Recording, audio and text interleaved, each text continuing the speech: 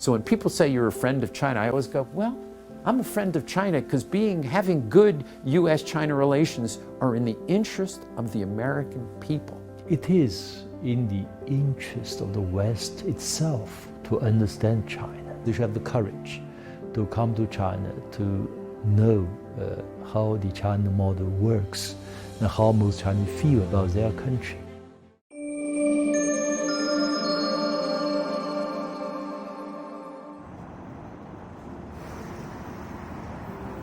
In this episode, the first person we spoke to was Stephen Orlins, president of the National Committee on U.S.-China Relations. Mr. Orlins was among the earliest observers to witness the establishment of diplomatic ties between China and the United States in January 1979. During that period, he served in the office of the legal advisor of the U.S. Department of State and was a member of the American legal team that supported the two countries in their transition to full diplomatic relations. The development of China is something that I never expected to witness.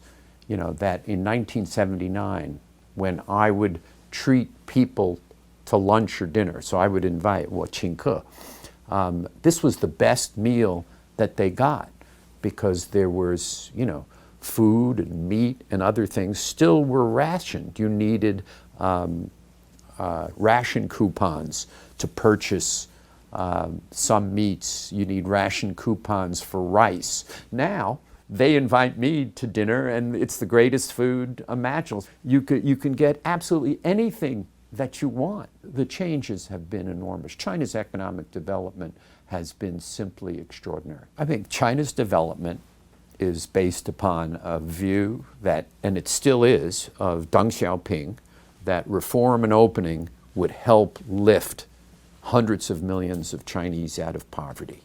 And that has been what has happened.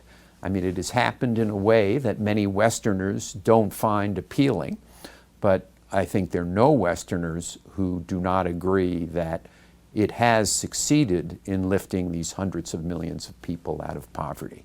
And, you know, as a witness to it, I've always been absolutely amazed. You know, I would not have predicted in 1979 that China would be what it is today. And that has to be something which foreigners respect.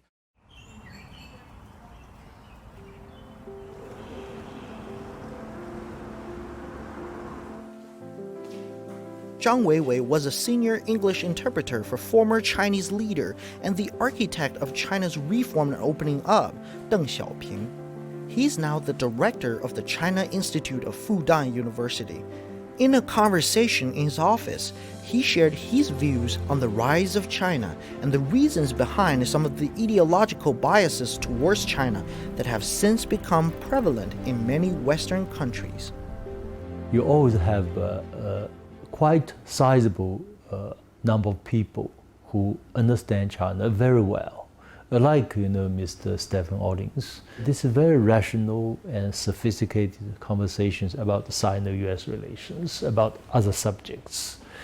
The problem is in the Western countries, including the United States, there is a rise of populism and polarization of politics. As a result, for one reason or another, very often these rational, sophisticated voices somehow are not valued as much as before, which is deeply regrettable. The Chinese story had not yet been told very well to the outside world, especially in a language, in a way that foreigners can understand. Yet on the whole, I think it's mainly a problem on the part of the West, because the rise of China is indeed so unexpected, because they could not believe a so-called communist country, a socialist country.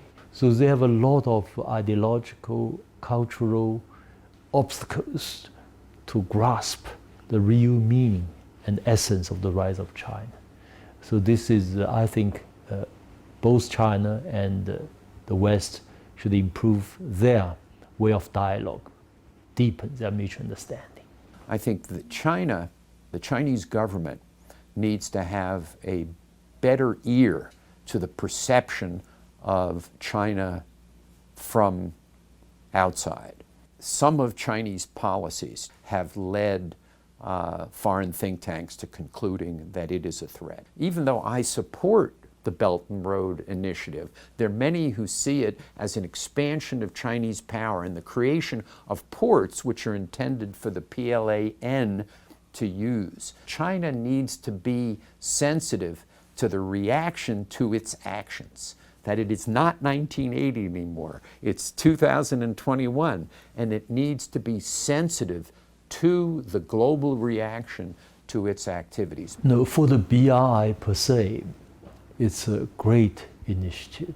As you know, if you look at the international community as a whole, you have vast numbers of developing countries. They are in acute shortage of infrastructure, and China can supply this kind of demand. And China put forward this great idea of what's called the discussing together, building together, benefiting together. It's a great principle, golden rule for international cooperation. And whatever the Western propaganda or bias, distortion about BRI, it's working. Over 100 countries have signed all kinds of agreements with China, and the projects are booming. If you look at the past 2 years, Sino-US trade dropped, but the Sino-African trade boomed. China trade with ASEAN countries boomed. So that shows BRI is working, and is working reasonably well. On the part of the West, I think they should try their effort to be really objective about China. I told BBC, I told the CNN, just tell the truth. You know, for instance, we have all kinds of surveys done by PW, by Ipsos, by Dahlia Research, by Harvard Kennedy School Ash Center. You know, all these opinion surveys show most Chinese think their country is on the right track. Other than competition between the two, what major areas of bilateral cooperation can China and the US focus on? How can both countries manage their differences in such a way as to restore and strengthen their ties? We have existential threats. One of those existential threats is climate change. The United States and China absolutely must work together to combat climate change. If we don't, your generation is not going to have much of a world to enjoy, and that would be very, very sad. So that is clearly something we will work together on. Pandemic prevention, we still have not, we're dealing with this pandemic. I'm always disturbed when I get up in the morning and I see, competition in pandemic diplomacy. What? It should be cooperation in pandemic diplomacy. China's got vaccines, Russia's got vaccines, and America now has 3 safe vaccines. We should be working with China and Russia to distribute them globally. But clearly, there will be another pandemic in the future.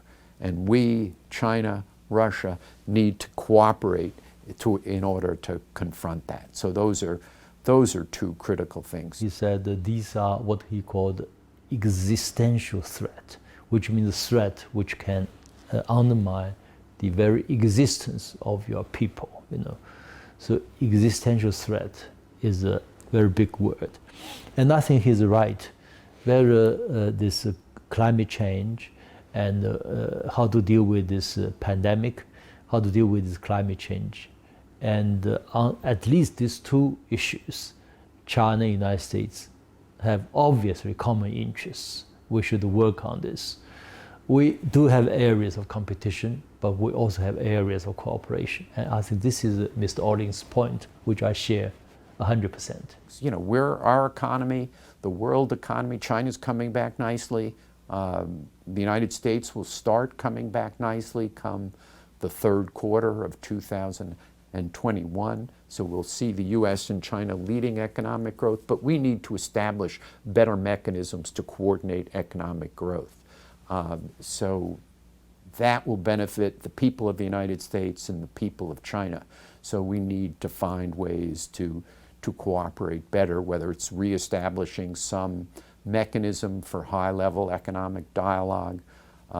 China needs to reform a lot of its economic policies, but I think it's moving in that direction. We're seeing the new 5-year plan. We're seeing additional reform and opening. We're seeing financial services opening. We're seeing a lot of things going on, and that's beneficial to U.S.-China relations.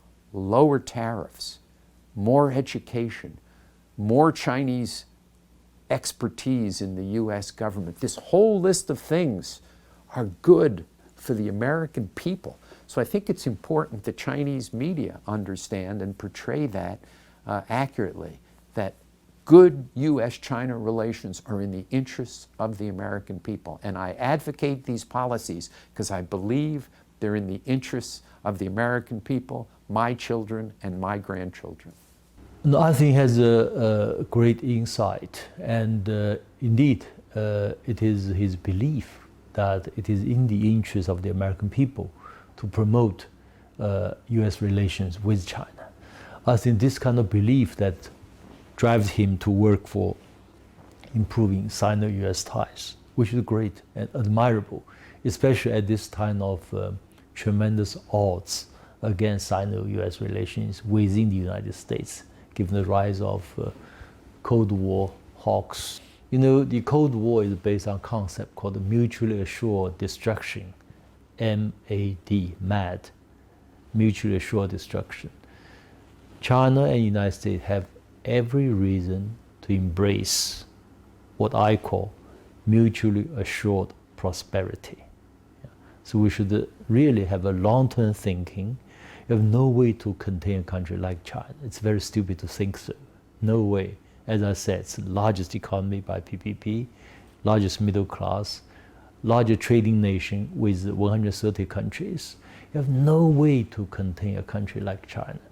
So the best way is let's have a win-win cooperation and to use this MAP to replace this so-called MAD. Yeah, I think that will be the correct way forward.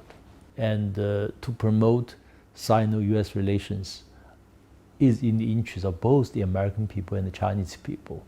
On the part of Chinese, we should also do the same thing. Yeah.